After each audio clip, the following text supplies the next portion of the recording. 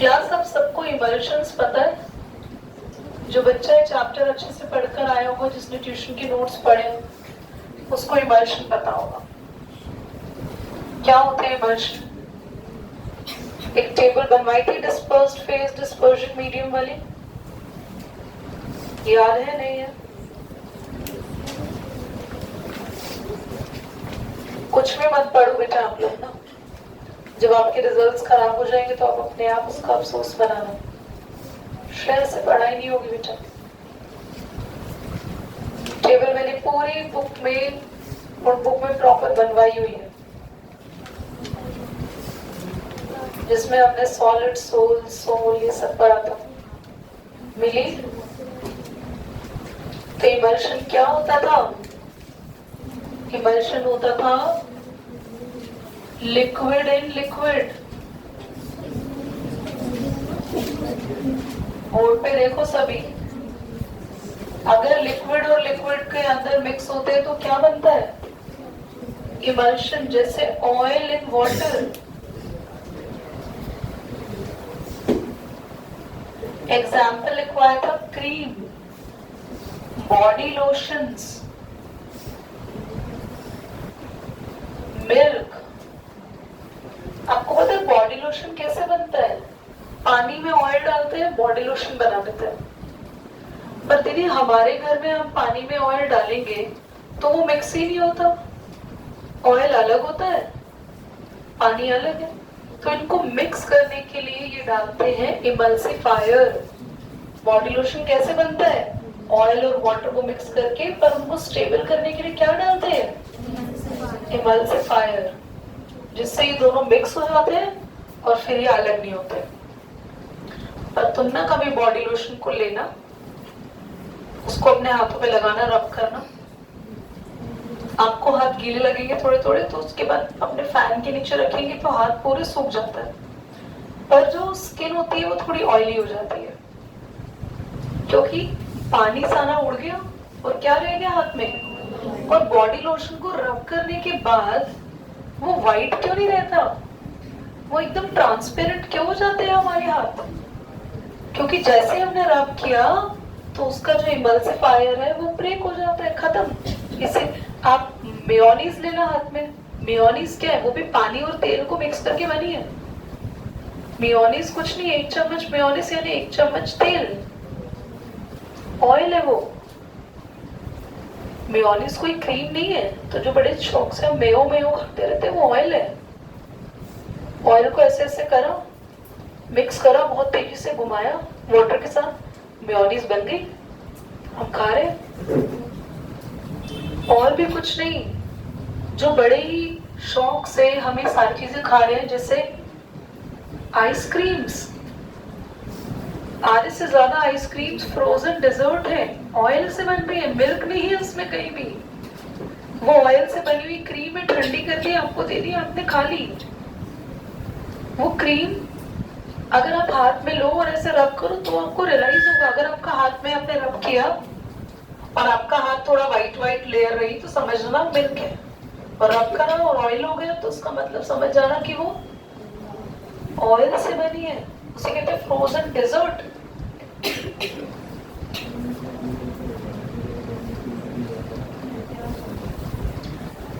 इधर देखो, अब मिल्क किसने बनाया? मिल्क किसने बनाया है? काऊ ने। काऊ मिल्क बना रही है, काऊ मिल्क प्रोड्यूस कर रही है, बना तो नेचर रही है ना। तो नेचर में जब मिल्क बना तो मिल्क में भी क्या क्या होता है? क्या मिल्क में वाटर है?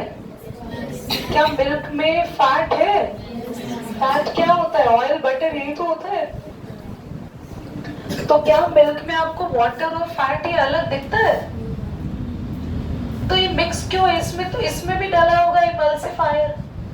तो इसलिए मिल्क में कौन है इमल्सिफायर? इमल्सिफायर क्या होता है दीदी, हमें ये समझ नहीं आ रहा। इमल्सिफायर एक ऐसा केमिकल है, एक ऐसा सब्सटेंस है जो दो चीजों को अच्छे से पूरा मिक्स कर देता है। इसमें तो हम बाहर से डाल रहे हैं, इसमें किसने डाल के भेजा? इसमें कौन है इमल्सिफायर? तो जो तुम्हारे मिल्क के अंदर क्या होता है, वो प्रोटीन इन दोनों का क्या है, वो बना के रखता है इनको मिक्स करके मिल्क। और अगर आप नींबू डालते हो या विनेगर डालते हो तो सारा का सारा प्रोटीन टूट जाता है, जिससे मिल्क का व्हाइट पार्ट और वाटर वाला पार्ट पूरा। समझ में आया? बॉडी लोशन को भी थोड़ी देर धूप में रख दो, या एक्सपायरी डेट का बॉडी लोशन देखना कभी, वो बॉडी लोशन को खोलना तो उसमें पानी और ऑयल अलग अलग हो जाएगा, नजर आएगा खराब। अगर बॉडी लोशन कभी आप देखो तो, या बहुत टाइम हो गया बॉटल कहीं रख के भूल गए तो देखना। ठीक है बेटा, पॉज करना।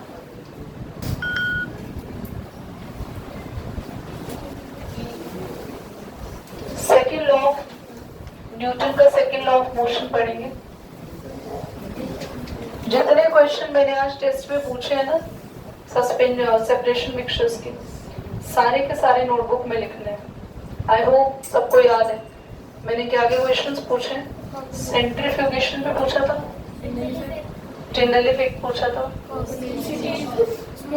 स्मोक क्वेश्चन पूछा था, पॉज एंड पॉन्डर ही हो, डिस्टिलेशन पूछा था, एसीटोन एंड वाटर वाला क्वेश्चन, और एक लास्ट में हम लोगों ने, हाँ very good, perfume city of India, and last में हमने पूछा था what is colloid, what is coagulant, and एक कोएगुलेंट अलग था। लास्ट में हमने इमल्शन और इमल्सिफायर के बारे में पढ़ा है। ये चीज नहीं भी लिखो, याद नहीं रहे तो प्लीज अपने माइंड में रिकॉल करके रखना है सारी चीजें, मैं नेक्स्ट टाइम फिर पूछ सकती हूँ। न्यूटन्स का सेकेंड लॉ समझो।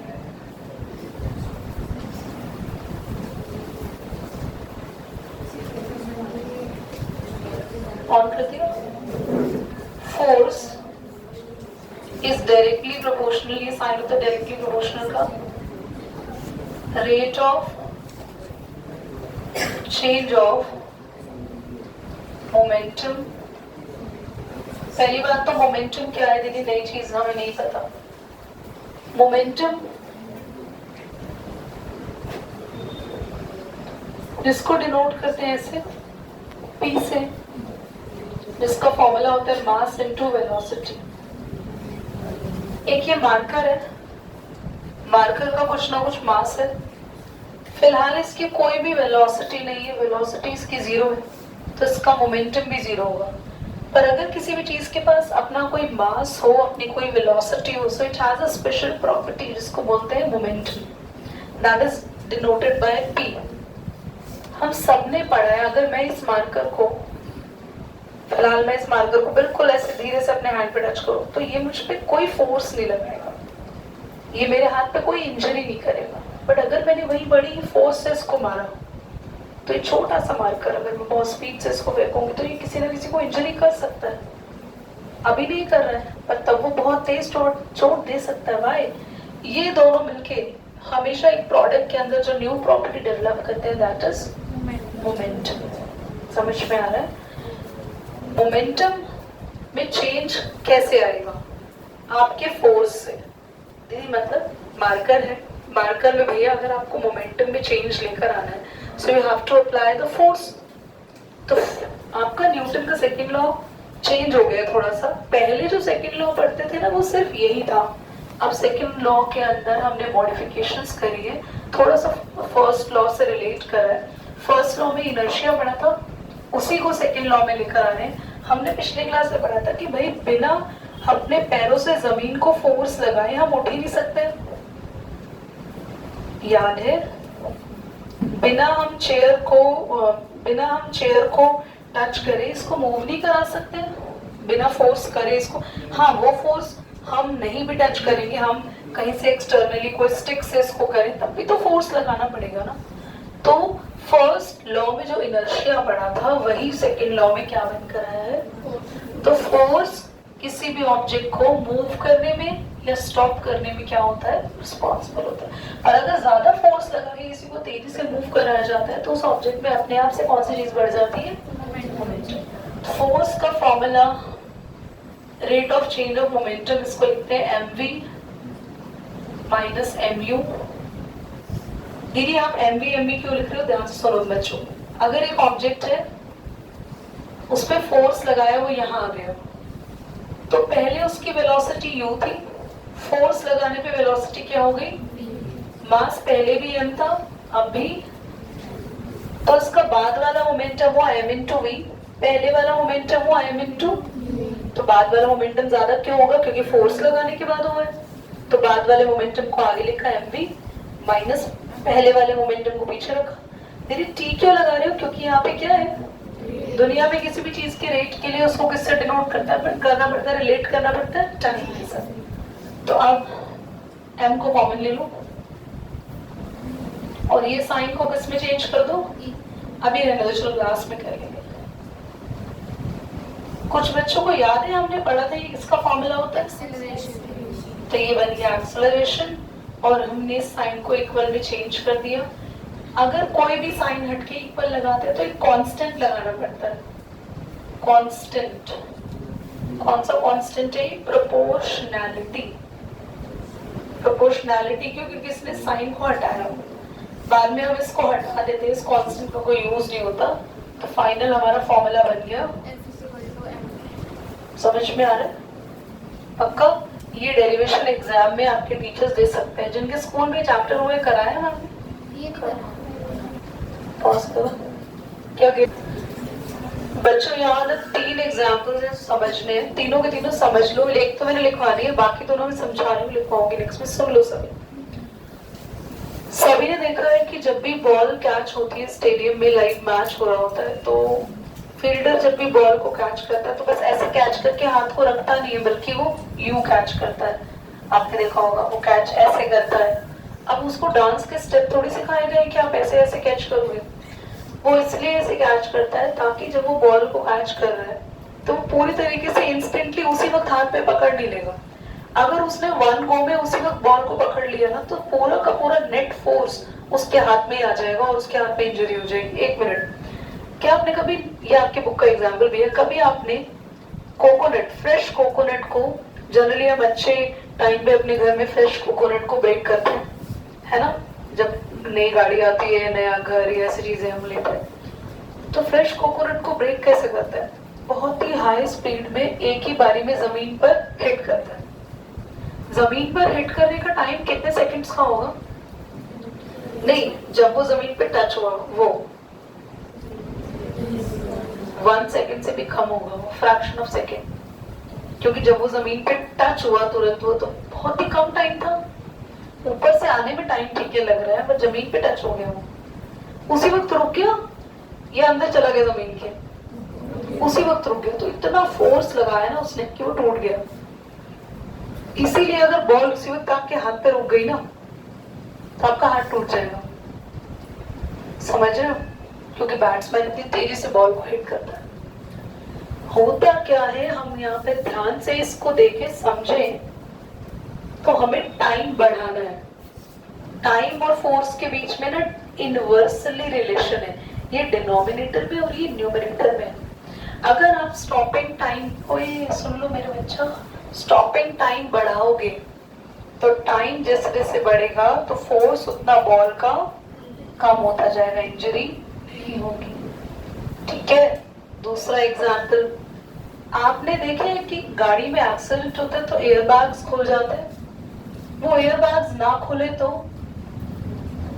एयरबैग्स खुलने का मतलब पता है क्या होता है? जब भी एयरबैग खुलते हैं तो आपकी बॉडी स्टीयरिंग पे गई, पर एयरबैग इतने सॉफ्ट होते हैं, कुशनी होते हैं कि आपकी बॉडी उस जगह जाएगी तो थोड़ी सी वहां अंदर चली जाएगी, है ना? जैसे हम बेड पर बैठते हैं, सोफा पर बैठे हैं तो थोड़ा सा सोफा और बेड दब जाता है ना।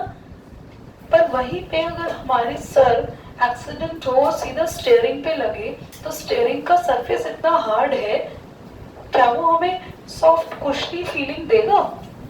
तो तुरंत हमारा सर जब उसी पर जाके रुकेगा, उसका स्टॉपिंग टाइम क्या होगा? वहीं आके बस रुक गया वो, तो हमारा सर फट जाएगा।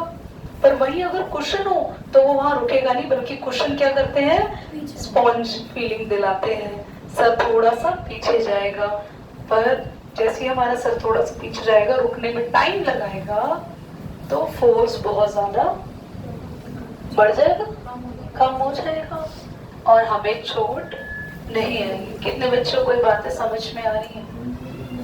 ये सुनो, इसका एक 2 एग्जाम्पल है, पिछले बुक में हुआ करते थे, बता रही हूँ। आपने देखा है जब भी आपके स्कूल में हाई रेस होती है या कोई भी रेस होती है, रेस के टाइमिंग पे स्कूल में रेस कहाँ होती है? ग्राउंड में जहाँ मिट्टी होती है, या मैं बात कर रही हूँ वो वाली रेस जिसमें आपको स्लिप होना होता है। हाई जंप, समझ गए? हाई जंप में स्लिप होते हैं ना हम लोग, तो वो वाली हाई जंप कहाँ कराते हैं? बिल्कुल ऐसे प्लेन प्लेटफॉर्म पे या मिट्टी वगैरह वाली जगह पे? नहीं तो अगर प्लेन प्लेटफॉर्म होता है तो वो गद्दे बिछा देते हैं मैट्रेस जैसे। क्यों? क्योंकि जब आप फिसलोगे और अगर आप इस जगह गिरे, प्लेटफॉर्म जहाँ प्लेन है बिल्कुल, तो वहीं तुरंत गिर जाओगे, तुरंत गिर जाओगे। टाइम कम रहेगा, आप बिल्कुल सरफेस को टच कर जाओगे तो आपको बहुत चोट आएगी। वही मिट्टी में या बेड पर, मैट्रेस पे, गद्दों पे अगर आप गिरे तो वही क्या होगा, आप आराम से स्लिप हो जाएगी। गिरने में आपको टाइम लगेगा। समझ में आ रहा है? जितना टाइम आपको लगता है अल्टीमेटली फोर्स हमारा कम हो जाता है। कितने बच्चों को क्लियर हो गए सारे एग्जांपल्स? जल्दी बोलो हाँ या ना, कोई डाउट है तो पूछो। ठीक है, आज तो इतना ही करेंगे हम लोग। इसको रिटन में लिखने का काम नेक्स्ट में, और नेक्स्ट क्लास में चैप्टर आपका ओवर हो जाएगा। एक क्लास में न्यूमेरिकल और करेंगे और फिर अर्थ वाले चैप्टर को देखेंगे। ठीक है, चलो।